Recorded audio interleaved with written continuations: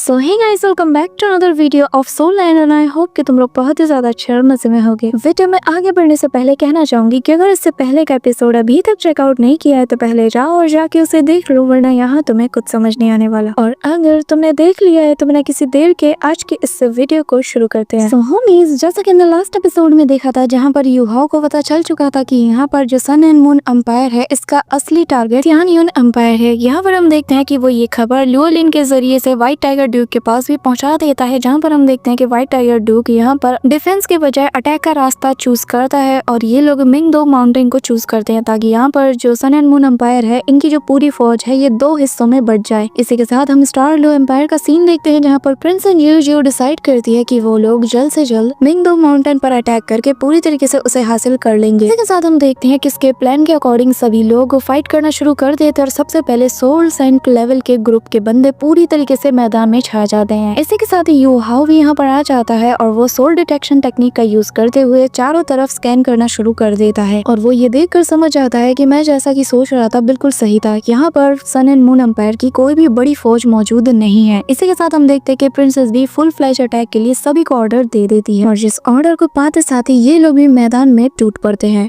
और आगे सो होमीज, हमारे इस एपिसोड के स्टार्टिंग में हम बैटल ग्राउंड का सीन देखते हैं जहाँ पर सन एंड मून एम्पायर के जितने भी लोग होते हैं वो सभी अपने वेपन से इन पर ताबड़तोड़ फायरिंग कर रहे होते हैं, लेकिन ये लोग भी किसी से कम नहीं थे और हम देखते हैं कि वो लोग भी अपने पावर का यूज करते हुए इन लोगों को निपटा रहे थे। इसी दौरान हम यहाँ पर कुछ सोल मास्टर्स को भी देखते हैं जहाँ पर वो अपनी फोर्थ स्किल्स का यूज करते हुए ब्लू वोल्फ असॉल्ट नाम की टेक्निक का यूज करते हैं, जहाँ पे हम देखते हैं कि एक ही पंच से इन सभी का काम निपट जाता है। तभी हम एक दूसरे बंदे को देखते हैं जहाँ पर वो अपनी फोर्थ सोल स्किल का यूज करते हुए पर्पल आइज से यहाँ पर अपने सामने वाले हर एक बंदे को फ्रीज कर देता है। इसी के साथ हमें flowing flame sky cling movement नाम की टेक्निक भी देखने को मिलती है जो कि यहाँ पर पूरे मैदान में धुआं भर के रख देती है। यहाँ पर हम देखते हैं कि पूरी तरीके से जो स्टार लू एम्पायर के जितने भी यहाँ पर वॉरियर्स होते हैं वो यहाँ पर इन पर डोमिनेट कर रहे होते हैं और देखने से ही पता चल रहा था कि ये लोग ओवर पावर करके रख देते हैं। यहाँ पर हम देखते हैं कि ये लोग एक के बाद एक ताबड़तोड़ एक्सप्लोजन यहाँ पर कर रहे होते हैं जिससे सन एंड मून एम्पायर के जितने भी सोल्जर्स होते हैं उन्हें पलटवार करने का एक मौका नहीं मिल पाता। जिसके बाद यहाँ पर ये सोल मास्टर अपने अपने कंबाइन अटैक भी कर रहे होते हैं। साथ ही हमें यहाँ पर वोल्फ फ्लेम नाम की एक बहुत ही कमाल की टेक्निक भी देखने को मिलती है जो कि यहाँ पर इन लोगों को पूरी तरीके से ओवर पावर करके रख देती है। इसी के साथ हम देखते हैं कि सभी लोग चिल्लाते हुए कह रहे होते हैं कि बस थोड़ा सा और, हम बस इन्हें पूरी तरीके से यहाँ से मिटाने वाले हैं। इसी के साथ हम यहाँ पर प्रिंसेस को देखते हैं जो कि ये सारा नजारा देखकर कह रही होती है कि अब हमारे लिए मिंगदो माउंटेन को फ्रंट लाइन से डिफेंस करना ज्यादा मुश्किल नहीं होगा, अब हम बस बहुत ही जल्दी से पूरी तरीके से अपने कब्जे में लेने वाले हैं। और उम्मीद है इतनी बड़ी हार को देखते साथ ही जो सन एंड मून के लोग हैं वो हेडक्वार्टर में वापस लौटने पर मजबूर हो जाएंगे और जिससे तियानयुन एम्पायर को भी थोड़ा सपोर्ट मिल जाएगा। कि तभी हम यूहाओ को देखते हैं जहाँ पर वो तेजी से आगे बढ़ रहा था, लेकिन वो अपने मन में कहता है कि न जाने मुझे ऐसा क्यों लग रहा है कि यहाँ पर कुछ तो गड़बड़ी है। कि तभी यहाँ पर उसे एक स्ट्रेंज सी एनर्जी फील होती है जिस वजह से वो उसके ज्यादा क्लोज नहीं जा पाता। वहीं दूसरी तरफ ये लोग लगातार अपने मेन टारगेट की तरफ बढ़ रहे होते हैं, लेकिन तभी हम यहाँ पे देखते हैं कि एक तेज लाल कलर की रोशनी बाहर निकलती है जो कि सीधा आसमानों से जा टकराती है, जिससे चारों तरफ उजाला हो जाता है और यहाँ पर सभी लोग फ्रीज हो जाते हैं। यहाँ पर हम देखते हैं कि यूहाओ खतरे को भांप लेता है, लेकिन वो इससे पहले कि किसी को भी आगाह कर पाता वो खुद की जान बचाने के लिए इमीडिएटली वहाँ से टेलीपोर्ट हो जाता है। और फिर हम देखते हैं कि वहाँ पर लावा जैसी कोई क्रिएचर बाहर आने लगता है और वो तेजी से हंसना शुरू कर देती है। इसी दौरान यहाँ पर जितने भी सोल्जर्स थे उनकी बॉडी से उनके जो ऑर्गन्स थे वो जैसे जल के राख हो रहे थे और यहाँ पे हम देखते हैं कि उन लोगों को बहुत ही ज्यादा पेन होता है, लेकिन वो हंसने की वॉइस और ज्यादा बढ़ने लगती है। कि तभी यहाँ पर मिंगदो माउंटेन की जो पीक थी उस पीक एरिया से तेज खौलता हुआ लावा जमीन पर गिरने लगता है और जैसे ही ये निकलता है हम चारों तरफ बहुत से घोस्टली फिगर्स को देखते हैं जो कि आसपास से पूरी तरीके से इन लोगों को कवर कर लेते हैं। इसी के साथ यहाँ पर हमें कुछ स्केलेटन्स भी दिखाई देते हैं जो कि इस लावा में आने की वजह से छटपटा रहे थे। साथ ही अब ये लावा तेजी से इन लोगों की तरफ बढ़ने लगती है और एक खौलता हुआ लावा एक सेकंड्स में ही सभी को मिटा के रख देता है, उनकी हड्डियां तक वो गला के रख देता है। और हम देखते हैं कि दूर से यूहाओ ये सारा नजारा देख रहा था, लोगों के चीखने और चिल्लाने की आवाजें उसे सुनाई दे रही थी और उसे यकीन नहीं होता कि यहाँ पर इतना टेरिफाइंग अटैक पूरी की पूरी आर्मी पर हो चुका था। यहाँ पर जितने भी सोल सेंट लेवल के जो ग्रुप्स था उनमें से आधा ग्रुप पूरी तरीके से इसकी चपेट में आकर मारा जा चुका था। कि तभी हम देखते हैं कि तियानमिंग अपने ह्यूमनाइट फॉर्म में बाहर आता है और जो कि ये नजारा देखकर पूरी पूरी तरीके से दंग रह जाता है। जिसके बाद वो यू हाओ से कहता है कि यार ये कितनी खतरनाक पावर है, इसकी ऑरा को फील करके बताया जा सकता है कि कितना डिस्ट्रक्शन वाला ये पावर होगा। और अब यू हाओ अगर तुमने सही रहते अपने मेंटल स्पेस को पीछे ना किया होता तो मुझे यकीन है कि इससे तुम्हारी जो मेंटल स्पेस है वो भी पूरी तरीके से डैमेज हो जाती। और हम देखते हैं कि यू हाओ भी बहुत बुरी तरीके से हाँफ रहा था और वो कहने लगता है कि मैंने खुद को पहली बार मौत के इतने करीब पाया है। और चाहे तुम मानो या ना मानो, लेकिन अगर इस वक्त मेरे पास पावर ऑफ डेस्टिनी ना होती और साथ ही मेरी विल पावर ना होती तो शायद मैं कक्का यहाँ पर मारा जा चुका होता। यहाँ पर यू हाओ अभी भी यकीन नहीं कर पा रहा था कि यहाँ पर आधे से ज्यादा लोग सेकंड्स में मारे जा चुके हैं और वो बस यही सवाल करता है कि मेन पीक पर आखिर ये कैसी और स्ट्रेंज पावर है कि जिसका हमें अब तक पता नहीं। कि तभी यू हाओ को एक बात याद आता है जहाँ पर उससे पूछा गया था कि यू हाओ क्या तुम्हें पता है कि जो सन एंड मून एम्पायर है उसमें जो सबसे पावरफुल और स्ट्रॉन्ग सोल मेंटर कौन है। जिस पर यू हाओ गेस करते हुए कहता है कि मुझे लगता है कि शायद ये लेजेंडरी 10th लेवल का सोल मेंटर होगा। जिस पर मास्टर बताने लगते हैं कि तुम बहुत ही ज्यादा क्लोज हो, लेकिन एक लेजेंडरी 10th लेवल के सोल मेंटर को कभी भी कम आकर नहीं जाना चाहिए, क्योंकि मैंने सुना था कि एक बार उसने सन एंड मून एम्पायर के लिए इतना पावरफुल वेपन बनाया जिसे बनाने में उसे 32 साल लग गए। और ऐसा कहा जाता है कि इस डाउलो कॉन्टिनेंट में ये सबसे पावरफुल सोल गाइड टूल है जिसे कि गॉड ऑफ डेथ कहा जाता है। यहाँ पर यू हाओ ये सुनकर कहने लगता है कि आखिर एक किस टाइप का सोल गाइड होगा जिसे कि गॉड ऑफ डेथ कहा जाता है। जिस पर उसे बताया जाता है कि जिस दिन तुम्हारा सामने से होगा तुम समझ जाओगे। और हाँ, जिस दिन ये अपीयर हुआ उस दिन सन एंड मून की जितनी भी पावर्स है इसके आगे फीकी पड़ जाएगी। और यू हाओ मैं तुम्हारा टीचर होने के नाते आशा करता हूँ कि कभी भी तुम्हारा सामना गॉड ऑफ डेथ से ना हो। इसके बाद वो उसे समझाते और कहने लगते हैं कि केयरफुल रहना और मेरी बात को हमेशा याद रखना कि आखिर क्यों उसे गॉड ऑफ डेथ कहा जाता है, तुम्हें उससे दूर रहना है। इसी के साथ हमें वापस से प्रेजेंट टाइम का सीन दिखाया जाता है जहाँ पर जो प्रिंसेस होती है वो भी ये नजारा देखकर दहल जाती है। उसे गुस्सा तो आ रहा था लेकिन आगे बढ़ने की वो हिम्मत नहीं कर पाती। साथ ही यहाँ पर हम बाकी के सोल्जर्स को देखते हैं जो कि इंजर्ड सोल्जर्स को उठाकर यहाँ से ले जा रहे थे और जिनकी भी इन्हें डेड बॉडी मिल पाती है ये उन्हें संभाल कर यहाँ से दूर ले जाने की कोशिश करते हैं। इसी के साथ हम वापस से यू हाओ को देखते हैं जहाँ पर वो यहाँ का भयानक मंजर देखकर चारों तरफ का जायजा लेना शुरू कर देता है। और यहाँ का नजारा देखने के बाद यू हाओ कहने लगता है कि मिंगदाओ माउंटेन अब स्टारलू एम्पायर के लिए इसे हासिल करना और ज्यादा मुश्किल होने वाला है। यहाँ पर यू हाओ हेवनली सोल को सर्च करना शुरू कर देता है कि तभी वो यहाँ से जाते हुए कहने लगता है कि अब बस बहुत हो गया, मैं अब यहाँ पर बस एक स्टारलू एम्पायर का सोल्जर बनकर एक्ट नहीं कर सकता और इसीलिए मुझे वापस से एकेडमी में जाना होगा और वहाँ पर जाकर इन सभी के बारे में रिपोर्ट करना होगा। और अब सी गॉड पवेलियन के द्वारा ही यहाँ पर कोई ठोस डिसीजन लिया जा सकता है। यहाँ पर हम देखते हैं कि यू हाओ तो यहाँ से निकल जाता है कि तभी सीन शिफ्ट होता है और हम स्टारलू एम्पायर के पैलेस का सीन देखते हैं जहाँ पर प्रिंसेस बहुत ही ज्यादा इमोशनल होते हुए रोने लगती है और कहती है कि सब कुछ मेरी वजह से हुआ है, मेरे गलत फैसले की वजह से हमने अपने आधे से ज्यादा फौज को पूरी तरीके से खो दिया। मैंने बिना कुछ सोचे समझे बस उस मिंगदाओ माउंटेन को हासिल करने के लिए सब कुछ दांव पर लगा दिया और अब देखो मेरी गलती का खामियाजा मेरी आर्मी के लोगों को भुगतना पड़ रहा है। यहाँ पर हम देखते हैं कि उसे बहुत ही ज्यादा पछतावा हो रहा होता है क्योंकि उसने व्हाइट टाइगर ड्यूक की बात भी नहीं मानी थी। यहाँ पर उसे अपनी गलती का पछतावा होता है और वो अपना सिर झुकाकर सभी से यहाँ पर माफी मांगना शुरू कर देती है, जो देखकर यहाँ पर जितने भी उसके किंगडम के लोग थे वो भी उसके सामने सर झुकाकर उससे रिक्वेस्ट करते हैं कि प्लीज आप ऐसा मत कीजिए। यहाँ पर हम देखते हैं कि जो प्रिंसेस होती है वो कहती है कि प्लीज मुझे मेरे किए की सजा दो। कि तभी यहाँ पर व्हाइट टाइगर ड्यूक उसके सामने सर झुकाकर कहने लगती है कि प्रिंसेस आपको ऐसा नहीं करना चाहिए, ये आपको शोभा नहीं देता। आज जिस हार का सामना कर रहे हैं ये अकेले आपकी जिम्मेदारी नहीं है और ना ही अकेले आपकी हार है। मैं मानता हूँ कि आपके टैक्टिक्स में खामियां थी और एज अ मास्टर होने के नाते ये मेरी गलती है कि आपने इतना गलत फैसला लिया है, तो इसलिए सारी रिस्पॉन्सिबिलिटी मेरी हुई। पर इस वक्त हमारे लिए जो फर्स्ट प्रायोरिटी है वो ये कि हमें पता लगाना होगा कि आखिर वो व्हाइट लाइट किस चीज की थी, वो पावर, वो डिस्ट्रक्शन जिसने की एक सेकंड में हमारी आधी फौज को मिट्टी में मिला के राख कर दिया। हमें पता लगाना होगा कि आखिर वो चीज क्या थी, वरना अगर दोबारा हम बैटल फील्ड में गए तो हम सेम मिस्टेक को रिपीट करेंगे। यहाँ पर ये सुनते साथ ही जो प्रिंसेस होती है वो कहने लगती है कि हाँ आप सही कह रहे हैं। जिसके बाद व्हाइट टाइगर ड्यूक यहाँ पर कहने लगता है कि पर मेरे ख्याल में एक बंदा है जो कि यहाँ पर इस लाइट के बारे में थोड़ा बहुत पता लगा सकता है और मुझे यकीन है कि सिर्फ वही है जो कि इसके करीब भी जा सकता है। जिस पर यहाँ पर प्रिंसेस कहने लगती है कि आखिर आप किसके बारे में बात कर रहे हैं। जिस पर वो कहने लगता है कि मैं दाई लुओली के बारे में बात कर रहा हूँ। जो सुनकर यहाँ पर कमांडर जी सिंह भी परेशान हो जाती है कि तभी यहाँ पर दाई लुओली को बुलाया जाता है और फिर यहाँ पर व्हाइट टाइगर ड्यूक उससे कहने लगता है कि तुम इस बार जो इन्फॉर्मेशन हमारे लिए लेकर आए थे वो बहुत ही ज्यादा इम्पोर्टेंट था, तो बताओ आखिर तुम्हें वो इन्फॉर्मेशन किसने दी थी, बताओ उस इन्फॉर्मेशन के पीछे किसका हाथ था। यहाँ पर हम देखते हैं कि लुओली थोड़ा घबरा जाता है क्योंकि यू हाओ ने उसे अपने बारे में बताने से मना किया था कि तभी यहाँ पर वो कहने लगता है कि वो सब कुछ मैंने अपने आप से ही फिगर कर लिया था। यहाँ पर व्हाइट टाइगर ड्यूक उस पर फोर्स डालना शुरू कर देता है कि तभी यहाँ पर हम देखते हैं कि लियो ली का जो भाई होता है वो कहने लगता है कि फादर, इस बार हमारा जो भाई है इसने बहुत ही अच्छा काम किया है, उसने अपना बहुत बड़ा योगदान हमारे इस मिशन में दिया है, तो मुझे नहीं लगता कि आपको उसे ऐसे फोर्स करना चाहिए। सुनकर व्हाइट टाइगर ड्यूक कहने लगता है कि तुमने मुझे क्या कहा, भूलो मत कि तुम यहाँ पर इस वक्त मिलिट्री कैंप में हो और ना ही इस वक्त मैं तुम्हारा पिता हूँ और तुम मेरे बेटे हो, मैं बस तुम्हारा कमांडर हूँ और तुम एक सोल्जर हो। जिस पर हम देखते हैं कि मार्शल समझ जाता है कि तभी यहाँ पर जो दाई लियो ली होता है वो कहने लगता है कि मैं आपको बस इतना बताना चाहता हूँ कि जिसने भी मुझे ये इन्फॉर्मेशन दी है उसके हमारे लिए बहुत ही गुड इंटेंशन है और उसने जो भी कैलकुलेट करके बताया उसकी पूरी कैलकुलेशन बिल्कुल एक्यूरेट थी, ये तो आप भी मानेंगे। यहाँ पर हम देखते हैं कि जो व्हाइट टाइगर ड्यूक होता है वो लियो ली से कहता है कि मैं तुमसे उस आदमी का नाम नहीं पूछ रहा हूँ, मैं अब तुमसे कुछ सवाल ऐसे पूछने वाला हूँ जिनका जवाब तुम्हें बस अपने सर को हिलाकर देना है, समझ गए? और उम्मीद करता हूँ इससे तुम्हारा जो अग्रीमेंट उस इंसान के साथ है वो नहीं टूटेगा। जिसके बाद वो उससे पूछने लगता है कि एक बात बताओ, क्या उसका जो स्पिरिट है वो एक स्पिरिचुअल एट्रीब्यूट है? यहाँ पर ये सुनते साथ ही वो यू हाओ के बारे में याद करना शुरू कर देता है, जहाँ पर हम देखते हैं कि लियो ली के साथ साथ जनरल सी जिंग भी उसके बारे में सोचने लगती है। यहाँ पर हम देखते हैं कि जो लियो लिन होता है वो अपना सर हाँ में हिलाता है कि तभी व्हाइट टाइगर ड्यूक उससे आगे कहता है कि फिर तो उसकी जो हाइट है वो 1.9 मीटर होगी और उसकी जो बॉडी है वो बहुत ही ज्यादा दिखने में स्ट्रॉन्ग होगी। यहाँ पर ये कहते साथ ही व्हाइट टाइगर ड्यूक यू हाओ की उसी फिगर को याद करने की कोशिश करता है जब उसने उसकी पहली बार जान बचाई थी। कि तभी यहाँ पर हम प्रिंसेस को देखते हैं, वो भी कहने लगती है कि जिस इंसान के बारे में तुम बता रहे हो, न जाने मुझे ऐसा क्यों लग रहा है कि मैंने भी इसे कहीं देखा है। कि तभी यहाँ पर हम देखते हैं कि लियो ली हाँ में जवाब देता है और ये सुनते साथ ही जो व्हाइट टाइगर ड्यूक होता है वो कहने लगता है कि फिर मैं समझ गया कि आखिर वो कौन होगा, ये वही इंसान है जिसने की 2 बार मेरी जान बचाई है। सुनते साथ ही यहाँ पर ड्यूक का बेटा उसे कुछ कहने वाला होता है कि तभी यहाँ पर उसका फादर उसे रोकते हुए कहता है कि अगर ये सारी इन्फॉर्मेशन उसने दी है तो मुझे उस पर कोई शक नहीं। यहाँ पर हम देखते हैं कि लियो ली शॉक्ड हो जाता है ये सुनकर कि यू हाओ ने 2 बार उसके फादर की जान बचाई है, लेकिन उसके फादर को ये नहीं पता कि ये कौन है। कि तभी यहाँ पर जो लियो ली का फादर होता है वो उसके पास आकर उसके कंधे पर हाथ रखते हुए कहता है कि हाँ, उसी मिस्टीरियस पर्सन ने मेरी 2 बार जान बचाई है, लेकिन ये एक बहुत लंबी कहानी है। इसी के साथ वो यहाँ से चले जाते हैं। कि तभी इसी दौरान सीन शिफ्ट होता है और हम यू हाओ को देखते हैं जो कि अपने सेक्ट की तरफ जा रहा था, लेकिन वो बहुत ही ज्यादा उदास हो जाता है। कि तभी जैसे ही वो लैंड करता है तो उसे हर जगह वांग डोंगर नजर आती है और वो सीधा उसके पास जाने की कोशिश करता है। तभी यहाँ पर हमें पता चलता है कि असल में ये एक लड़का है और उसका दोस्त आकर कहता है कि यार आखिर तुम यहाँ पे क्या कर रहे हो, मैं तुम्हारा कब से वेट कर रहा हूँ। जिसके बाद वो अपने दोस्त के साथ यहाँ से चला जाता है। यहाँ पर उसे जाता हुआ देख कर जो अपना यू हाओ होता है वो और ज्यादा अपसेट हो जाता है क्योंकि उसे मिस वांग डोंगर की बहुत ही ज्यादा याद आ रही थी और वो यहाँ पर कहने लगता है कि ये वही जगह है जहाँ पर हमारी किस्मत पूरी तरीके से मिल चुकी थी। इसके बाद वो यहाँ पर मिस वांग डोंगर को याद करते हुए कहने लगता है कि वांग डोंगर आखिर तुम कहाँ चली गई, मैं तुम्हें कितना ज्यादा मिस करता हूँ। यहाँ पर उसके बारे में सोचते हुए यू हाओ सीधा सेक्ट की तरफ रवाना हो जाता है जहाँ पर उसे बहुत से डिसाइपल्स नजर आते हैं। यहाँ पर हमें एक सुंदर सी लड़की भी दिखाई जाती है जिसके आसपास होने से वहाँ के जितने भी मेल्स होते हैं सभी लोगों का ध्यान उसी की तरफ जाने लगता है। साथ ही यहाँ पर हम यू हाओ को देखते हैं जहाँ पर वो भी अपनी नजरों को नीचे करते हुए आगे बढ़ रहा था और जितने भी फीमेल्स होती हैं वो बस यू हाओ को ही देखे जा रही थी। इसी दौरान हम वापस से उसी लड़की को देखते हैं जो देखने में बिल्कुल मिस वांग डोंगर की तरह ही लग रही थी और वो यहाँ पर तेजी से गुजर रही थी। कि तभी जैसे ही वो यू हाओ के पीछे से गुजरती है यू हाओ को ऐसा लगता है कि जैसे अभी अभी उसने मिस वांग डोंगर को फील किया और वो पीछे मुड़कर हर जगह उसे ही तलाश करना शुरू कर देता है। लेकिन जहाँ पर भी वो अपनी नजरें दौड़ाता है वहाँ पर उसे बस रेगुलर डिसाइपल्स ही नजर आते हैं, लेकिन आसपास फ्लावर पेटल्स भी उड़ रहे थे। अचानक से यू हाओ जैसे ही आगे बढ़ता है तो उसकी नजरें ठहर जाती है। उसे यहाँ पर डोंगर नजर आती है और उसे देखते साथ ही वो इमोशनल हो जाता है। जिसके बाद वो उसे चिल्लाते हुए 2 बार आवाज देता है जिसे सुनते साथ ही वांग डोंगर भी पीछे मुड़ती है और वो उसकी तरफ देखकर हैरानी से उसे घूर रही होती है। कि तभी यहाँ पर हम यू हाओ को देखते हैं जो पूरी तरीके से इमोशनल हो जाता है और उसे अपनी पुरानी वांग डोंगर भी नजर आती है और वो तेजी से उसकी तरफ दौड़ने लगता है। यहाँ पर हम देखते हैं कि दौड़ते हुए जाकर वो सीधा डोंगर को हक कर लेता है और बहुत ही टाइटली उसे होल्ड कर लेता है। यू हाओ के लिए ये वक्त बिल्कुल थम सा जाता है और यहाँ पे हम देखते हैं कि डोंगर के हाथ में जो बुक होती है वो नीचे गिर जाती है। वो भी यहाँ पर शॉक्ड थी, लेकिन यहाँ पर जो यू हाओ तो वो बहुत ही ज्यादा खुश था। यहाँ पे हम देखते हैं कि वो उसे इस हद तक टाइटली होल्ड करता है और तब तक होल्ड करता है जब तक कि उसे सुकून नहीं मिल जाता। उसके फेस पे अलग से स्माइल देखने को मिलती है। लेकिन यहाँ पर हम वांग डोंगर को देखते हैं जो कि पूरी तरीके से हैरान थी। उसे समझ ही नहीं आ रहा था कि यार मेरे साथ चल क्या रहा है, कि तभी यहाँ पर उसे बहुत ही ज्यादा गुस्सा आने लगता है और वो अपनी पावर्स को एक्टिवेट करते हुए मुट्ठी को बनाती है और जैसे ही अपनी पावर को रिलीज करती है वो उसके इम्पैक्ट से यूहाओ को दूर झटक देती है और कहती है कि क्या तुम्हें मरना है, आखिर तुम हो कौन जो कि यहाँ पर बिना मेरी परमिशन के मुझे छू रहे हो। यहाँ पर हम देखते हैं कि यूहाओ शॉक्ड था और कहने लगता है कि डोंगर ये मैं हूँ, क्या तुम मुझे पहचान नहीं पा रही हो, आखिर तुम मुझे कैसे भूल सकती हो। यहाँ पर हम देखते हैं कि इन लोगों की बातें सुनकर जो बाकी के डिसाइपल्स होते हैं उन सभी की नजर भी इनके तरफ जाने लगती है। यहाँ पर वो लोग भी आपस में कह रहे होते हैं कि आखिर इनके बीच चल क्या रहा है, कि तभी यहाँ पर जो डोंगर होती है वो कहने लगती है कि आखिर तुम मुझे कैसे छू सकते हो, मैं तो तुम्हें जानती तक नहीं हूँ। यहाँ पर उसके ऐसा कहते ही तब यूहाओ को याद आता है कि अरे यार अंकल ने मुझे बताया था कि इसकी मेमोरी चली गई है, और फिर वो उससे कहने लगता है कि अच्छा मुझे याद आ गया, अंकल ने बताया था कि तुम्हारी मेमोरी जा चुकी है और इसी वजह से तुम मुझे पहचान नहीं पा रही हो, पर डोंगर मुझे अभी भी यकीन नहीं हो रहा कि तुम मुझे सच में पहचान नहीं पा रही हो। जिस पर वांग डोंगर कहने लगती है कि आखिर ये डोंगर है कौन, क्या तुम मुझे कोई और समझ रहे हो। जो सुनकर यूहाओ कहता है कि मेरा नाम यूहाओ है और तुम्हारा नाम डोंगर है। जिस पर वो कहने लगती है कि तुम शायद मुझे कोई और समझ रहे हो, मेरा नाम मिस टांगू टोंग है, अच्छे से याद रखना, और दोबारा अगर तुमने मुझे ये डोंगर कहकर बुलाया मैं तुम्हारा भरता बना दूंगी। ये कहते साथ ही वो तेजी से यहाँ से 9-2-11 हो जाती है और उसे जाता हुआ देखकर यूहाओ भी उसके पीछे जाने लगता है। कि तभी वो अपने मन में कहता है कि मुझे अंकल ताई ने बताया था कि डोंगर को उसके फादर ने सही किया है, उसकी बीमारी का इलाज उसके फादर ने किया है, लेकिन इस इलाज के चलते उसकी सारी मेमोरी इरेज हो चुकी है और न जाने अब मैं उसकी मेमोरी को कैसे वापस लाऊंगा। यहाँ पर हम देखते हैं कि डोंगर भी यहाँ से बिना मुड़े आगे बढ़ती रहती है। कि तभी यहाँ पर यूहाओ अपने सेक्टर लीडर के पास पहुंच जाता है और उसे आता हुआ देखकर वो लोग कहते हैं कि यूहाओ तुम बिल्कुल सही समय पर आए हो, हमें तुमसे कुछ जरूरी बात भी करनी है। जिसके बाद यहाँ पर मास्टर उसे बताने लगते हैं कि हमें हमारे मैसेंजर से खबर मिली है कि जो तियानमुन एम्पायर है उसके अंदर सन एंड मून एम्पायर के कुछ लोग घुसपैठ कर चुके हैं और जो कि अब तक उसी के अंदर मौजूद है, लेकिन अभी भी हमें उनका पता नहीं चल रहा है। साथ ही होली स्पिरिट चर्च के जितने भी लोग थे वो यहाँ पर सारे मिलकर पॉइजन ओल्ड मास्टर को घेरे हुए हैं। फिलहाल के लिए वो उनके बीच घिरे होने की वजह से छुप कर बैठे हुए हैं, लेकिन इस वक्त उसके पास इतनी ताकत नहीं है कि वो लोग फाइट बैक कर सके। पर मैन पावर की कमी होने की वजह से जो तियानयुन एम्पायर है उसने ऑलरेडी अपने बहुत से शहरों को खो दिया है और अब वो सब के सब सन एंड मून एम्पायर का हिस्सा बन चुके हैं। यहाँ पर ये सारी बातें सुनकर यूहाओ एल्डर से कहने लगता है कि यहाँ पर मैं भी इसी मैटर के बारे में कुछ रिपोर्ट्स आप लोगों को बताना चाहता हूँ। तभी उनमें से कहने लगता है कि कोई भी बातचीत करने से पहले हमें सीधा जाकर सी गॉड पवेलियन में एक मीटिंग को ऑर्गेनाइज करना चाहिए, जहाँ पर हम सभी लोग बैठकर इस पर बात कर सकते हैं। जिस पर सभी लोग सहमति देते हैं और हम देखते हैं कि यहाँ पर ये लोग पवेलियन के अंदर पहुंच जाते हैं और सारे एल्डर्स और मास्टर्स यहीं पे मौजूद थे। कि तभी यहाँ पर उनमें से कहने लगता है कि इस बार जो सन एंड मून एम्पायर के लोग हैं इन लोगों ने डिवाइड एंड रूल वाली टेक्टिक का यूज किया है और इन लोगों ने बहुत ही बेहतरीन तरीके से हमारी फोर्स को डाइवर्ट कर दिया। और यूहाओ जैसा कि तुमने कहा बिल्कुल वैसा ही हुआ, इनका जो मेन टारगेट है वो हमेशा से तियानयुन एम्पायर था, पर यहाँ पर इनकी मैन पावर बहुत ही ज्यादा थी। इसी वजह से जो स्टारलू एम्पायर है वो भी हैवी कैजुअलिटीज का इस वक्त सामना कर रही है। यहाँ पर उनमें से कहने लगता है कि अब जैसे कि दोनों ही एम्पायर की हालत खराब लग रही है तो हमें किसी के भी वॉर में इंटरफेयर नहीं करना चाहिए और हमें अपने डेवलपमेंट पर फोकस करना चाहिए। जिस पर सभी लोग सहमति भी देते हैं और फिर यहाँ पर वो एल्डर आगे बताने लगती है कि फिलहाल के लिए बेहतर यही होगा कि हम ज्यादा से ज्यादा फ्रंट लाइन की जितने भी इंटेलिजेंस है उन्हें गैदर करें और उसके बाद ही इस मुद्दे पर हम कोई ठोस डिसीजन ले। तभी यहाँ पर दूसरे एल्डर बताने लगते हैं कि हमें जो स्पिरिट ट्रांसफॉर्मेशन टावर है उसमें कंटिन्यू इन्वेस्टमेंट करते रहना होगा ताकि ये प्रोसेस धीमी ना पड़ जाए। जो सोल गाइड सिस्टम है और तांग सेक्ट है हमें यहाँ पर भी इन्वेस्टमेंट जारी रखना होगा, पर मेरे ख्याल से बेहतर यही होगा कि क्यों ना हम लोग अपनी खुद की श्रेक ग्रुप की एक पूरी टीम ऑर्गेनाइज कर लें। इस पर मास्टर जोहन भी सहमति देते हैं। कि तभी यहाँ पर दूसरी मास्टर कहने लगती है हमारा जो तांग सेक्ट है इसके आसपास की सिक्योरिटी को भी बढ़ाना होगा, साथ ही इनर सेक्ट के अंदर भी हमें लोगों को गैदर करके इसकी सिक्योरिटी को और ज्यादा बढ़ाना होगा क्योंकि कभी भी कुछ भी हो सकता है। जितने भी सोल इक्विपमेंट्स है हमें उनकी तादाद भी बढ़ानी होगी क्योंकि इस वक्त उनकी हमारे पास भारी कमी है। यहाँ पर हम देखते हैं कि इनकी प्लानिंग आगे चल रही होती है और इनका मेन मोटिव यही था कि हमें हर सिचुएशन के लिए पूरी तरीके से तैयार रहना होगा। उसके बाद मास्टर जोहन बेइवे से पूछने लगता है और कहने लगता है कि अगर हम सभी लोग इस वॉर में एंटर होते हैं तो एक बात बताओ, आखिर तुम्हारे तांग सेक्ट के पास इस वक्त